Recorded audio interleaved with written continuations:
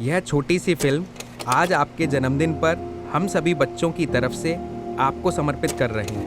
Attention attention, कृपया ध्यान दीजिए।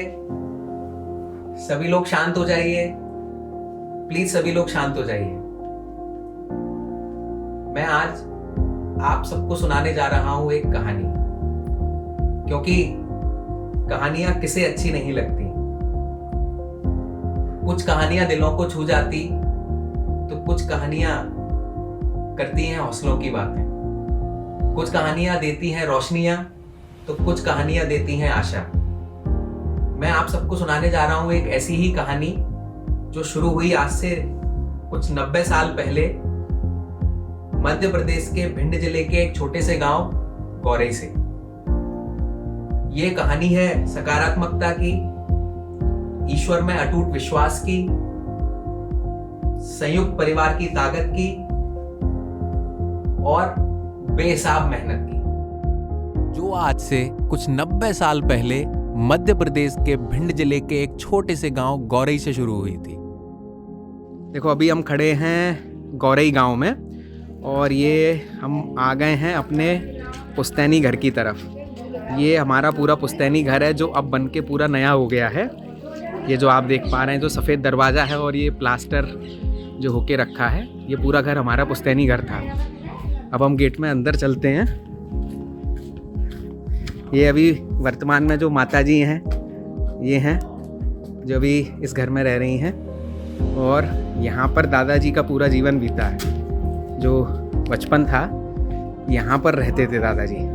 ये देखो, ये और यहाँ पर सामने ये जो अंदर देख रहे हैं आप, यहाँ जो जानवर हैं इसमें अंदर बांधे जाते थे। और ये जो अभी जानवर बंधे हुए हैं, ये यहाँ पर ये इसको ग्रामीण भाषा में गौड़ा कहा जाता है।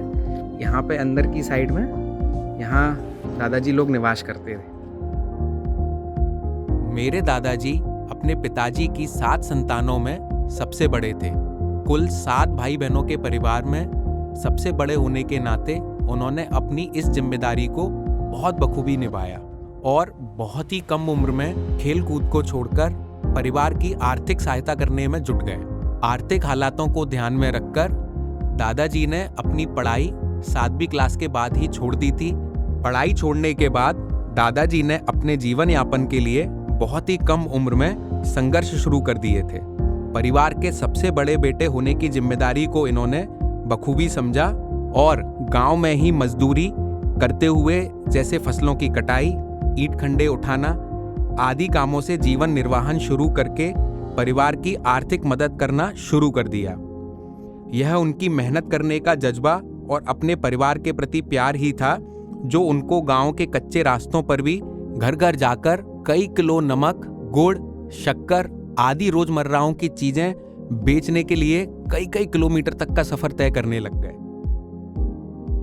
16 साल की उम्र में दादाजी ने अपने जीवन का एक नया अध्याय शुरू किया जब उन्होंने अपनी प्रिय पत्नी और हमारी दादी जी श्रीमती मखन देवी से शादी की। और जैसा कि मेरे दादाजी बताते हैं, कुल 62 रुपए के बहुत मामूली खर्चे पर मेरे दादी जी के साथ उनकी शादी हुई थी, जिसमें दोनों तरफ पालकी का इंतजाम किया गया था।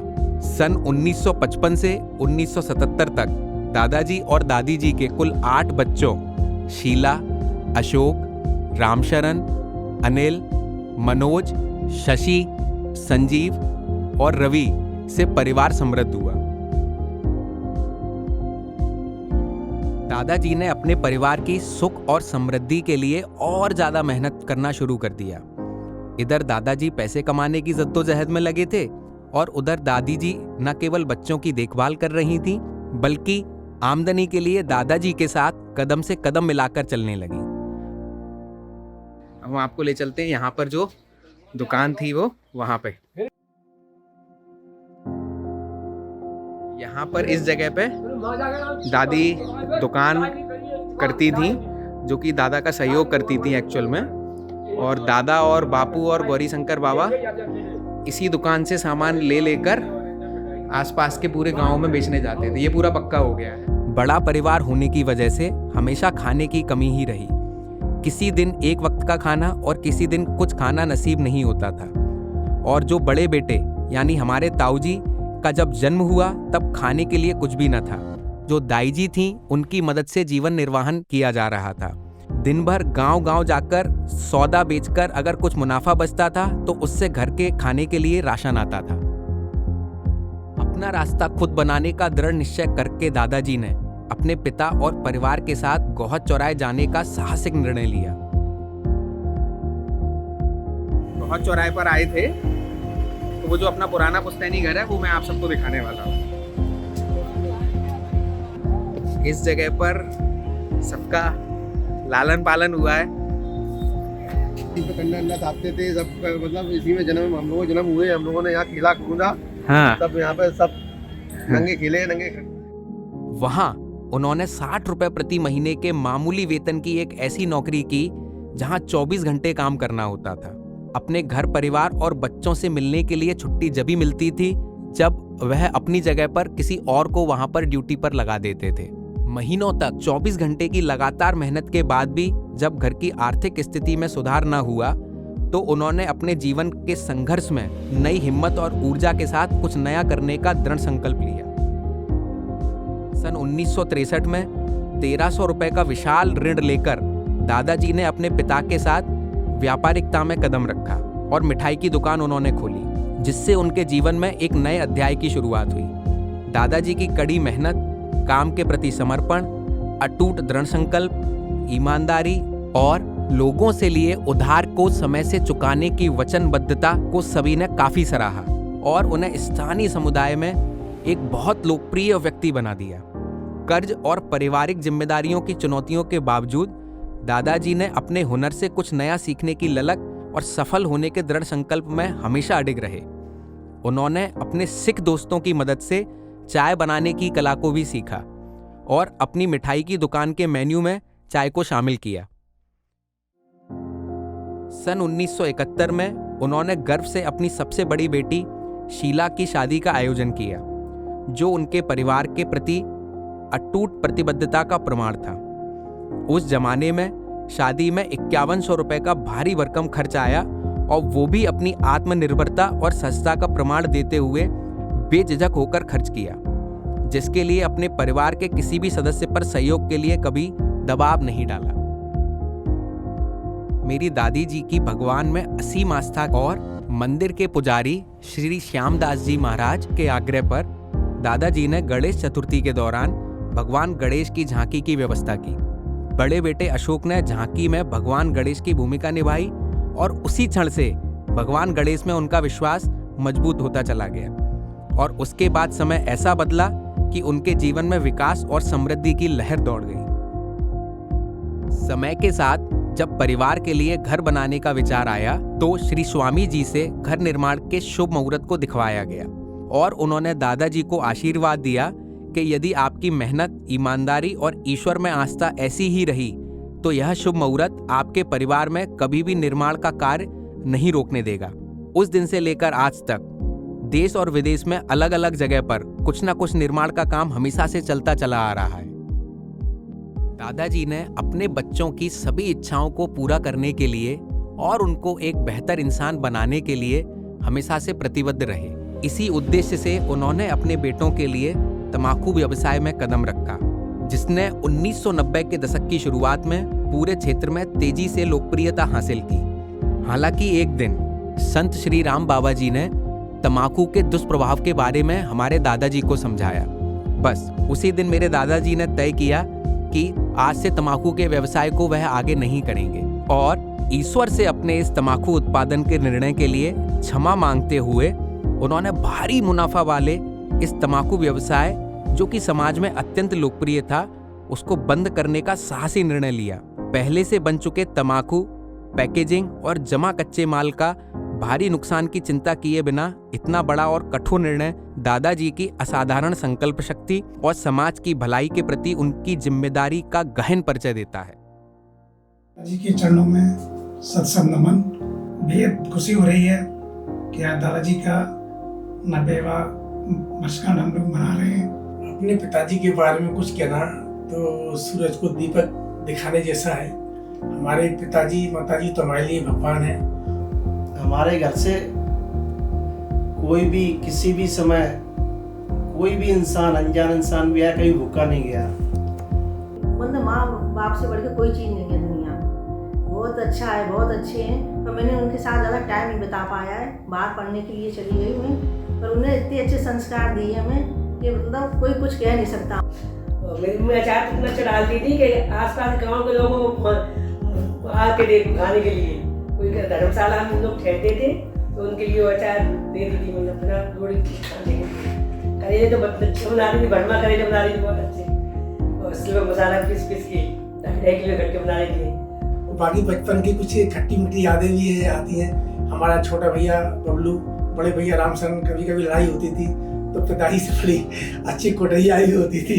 बाद में पापा प्यार से समझाते थे, बेटा किसी भी परिस्थिति में भाइयों से कभी मत डरना। आपने हमें सिखाया है जीवन में ईमानदारी से कैसे चलें। आपने सिखाया है किसी का 1 पैसा भी अपने पास आ जाए बेईमानी का तो उसको नहीं लेना है, और अपना 1 पैसा ज़्यादा चला जाए तो कोई बात नहीं है। मेरे जीवन में मेरे पिताजी का बहुत बड़ा योगदान है। हर संघर्ष में उन्होंने मेरा साथ दिया है। जब भी जैसे भी जो भी बिजनेस के लिए मैंने कहा है तो उसमें उन्होंने मेरा पूरा सहयोग दिया, साथ दिया है। पिताजी एक उम्मीद है, एक आस है, परिवार की हिम्मत और विश्वास है। सारा जीवन बहुत कुछ अच्छा चल रहा था। अचानक 93 में हम लोगों के पास एक बच्चा रहता है। मम्मी को ब्रेन ट्यूमर डायग्नोस हुआ। ब्रेन ट्यूमर डायग्नोस होने के बाद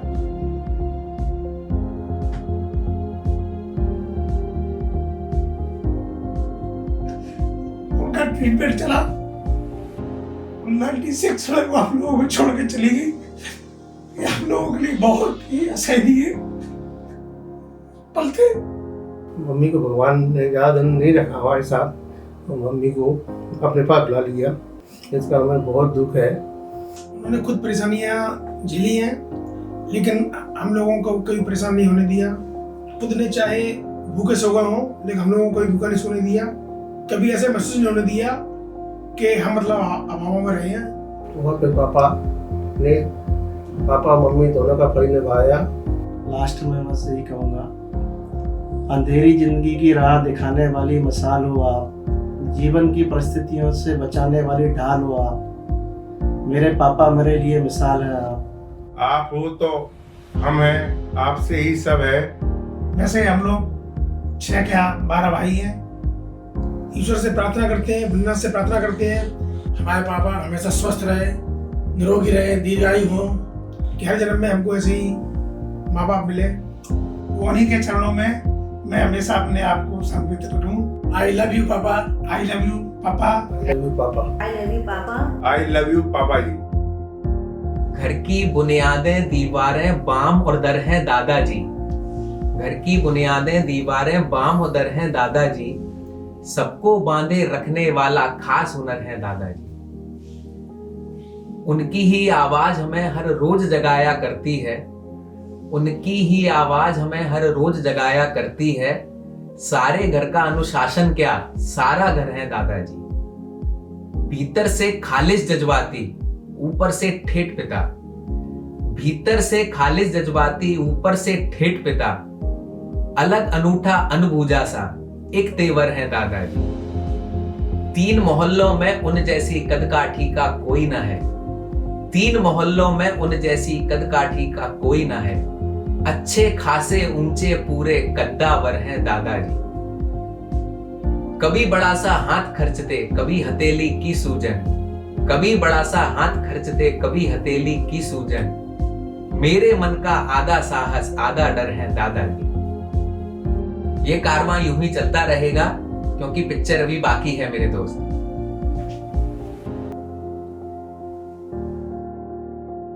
दादाजी की कड़ी मेहनत और अटूट विश्वास की गाथा आज भी हम सभी के जीवन में एक स्थायी प्रेरणा का स्रोत बनी हुई है, जो हमें याद दिलाती है कि दृढ़ संकल्प, विश्वास और ईमानदारी से किसी भी बाधा को दूर किया जा सकता है।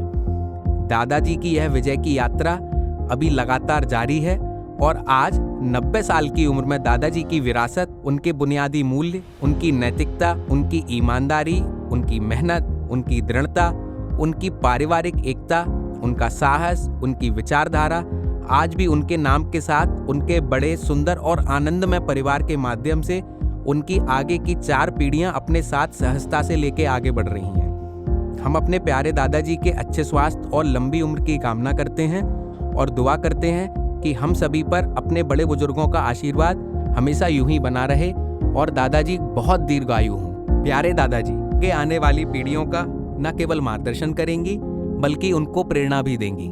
ये कारवां यूं ही चलता रहेगा। हैप्पी बर्थडे दादाजी।